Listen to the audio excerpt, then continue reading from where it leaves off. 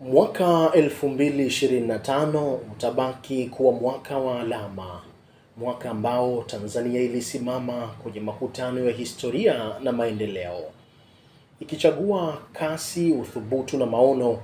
Ilikuwa ni kipindi ambacho reli, madaraja, mabasi na bandari vilizungumza lugha moja, kuunganisha watu, kufungua uchumi na kuipa nchi hadhi mpya ya kitovu cha usafirishaji wa kikanda. Katika msukumo huu, serikali iliongeza mwendo wa utekelezaji wa miradi ya kimkakati iliyobadili taswira ya usafiri na miundombinu. Hapa nazungumzia reli ya kisasa SGR, mabasi yaendayo haraka BRT, daraja la Kigongo Busisi JP Magufuli na bandari kavu ya Kwala. Hii ilikuwa coated ya maendeleo iliyotikisa mwaka 2025.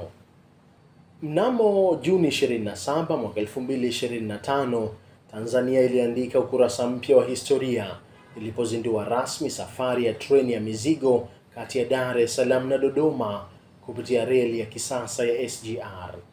Ilikuwa ni hatua ya ujasiri ya kwanza kwa nchi kuanza huduma rasmi ya mizigo kwa reli ya kiwango cha kisasa. Katika bajeti ya mwaka wa fedha 2025-2026, serikali ilitenga shilingi trilioni 1.51 kuendeleza vipande mbalimbali vya mradi huu. Uzinduzi ulitanguliwa na majaribio makini na ukaguzi wa usalama, ukijengwa juu ya mafanikio ya huduma ya abiria iliyohudumia zaidi ya wasafiri milioni 2.5 tangu Juni mwaka 2024. Kwa uwezo wa kubeba tani 10,000 kwa safari moja, sawa na malori 500, treni ya mizigo ya SGR iliahidi kupunguza msongamano barabarani, kushusha gharama za usafirishaji na kuongeza ufanisi wa biashara za ndani na kuvuka mipaka.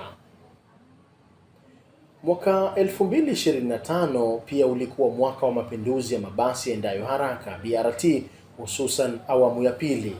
Serikali ilitumia shilingi bilioni 285.1 kujenga kilomita 20.3 kati ya Gerezani Kariakoo na Mbagala Rangi Tatu, hatua iliyopanua mtandao wa usafiri wa umma jijini Dar es Salaam. Agosti 2025, mabasi 99 ya BRT yaliwasili nchini, yakitangaza mwanzo wa nafuu mpya kwa wakazi wa jiji.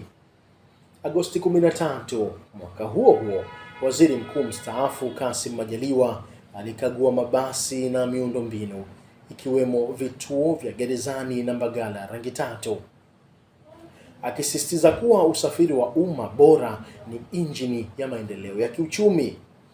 Ukaguzi huo ulijumuisha kituo cha kujazia gesi Mbagala Rangi Tatu, huku maelekezo yakitolewa kuhakikisha kazi zinaendelea mchana na usiku.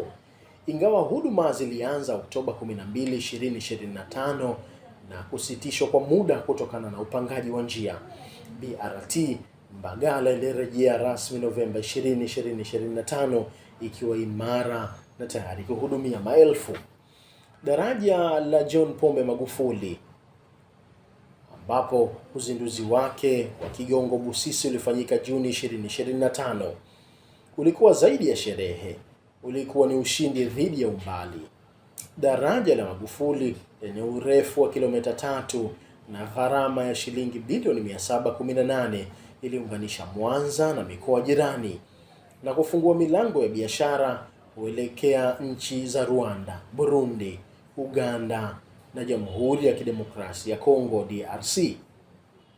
Safari iliyokuwa ikichukua zaidi ya saa 2 kwa vivuko sasa imekuwa dakika chache tu. Athari zake zilisikika haraka: urahisi wa usafirishaji wa mizigo na abiria, ongezeko la biashara na uhai mpya wa uchumi wa kanda ya Ziwa. Ujenzi ulianza Februari 2020 na kutimia Juni 2025, ukiwa ni alama ya uvumilivu na dira ya muda mrefu. Tuangazie pia bandari kavu ya Kwala, ambao ni moyo mpya wa biashara. Julai 31 mwaka 2025, Rais wa Jamhuri ya Muungano wa Tanzania Daktari Samia Suluhu Hassan alizindua bandari hii ya Kwala, mradi uliobeba suluhu ya msongamano wa bandari ya Dar es Salaam na kuongeza kasi ya mtiririko wa bidhaa. Uzinduzi huo uliambatana na kuanza kwa safari za treni ya mizigo ya SGR kuelekea Kwala, mapokezi ya mabehewa mapya 50 ya reli ya MGR pamoja na 20 yaliyokarabatiwa, na uwekaji wa jiwe la msingi la kongani ya viwanda ya Kwala. Kwa uwezo wa kuhudumia makasha 300,000 kwa mwaka, bandari kavu ya Kwala inatarajiwa kupunguza msongamano bandari ya Dar es Salaam kwa zaidi ya 30%, ikiimarisha ushindani wa Tanzania katika biashara ya kikanda na kimataifa. Kwa ujumla, mwaka 2025 haukuwa mwaka wa kawaida. Ulikuwa mwaka wa maamuzi makubwa na miundombinu iliyobeba ndoto za taifa. Reli zilivuma, mabasi yakakimbia, daraja likavuka maji na bandari ikafungua milango ya biashara. Alama ya 2025 imeandikwa kwa chuma, saruji na dira, alama isiyofutika katika historia ya maendeleo ya Tanzania. Kwa niaba ya waandaaji Doto Lamek na Zaituni Mkwama pamoja na mhariri wa video Bernard Shija, msimulizi Ismail Kawambwa.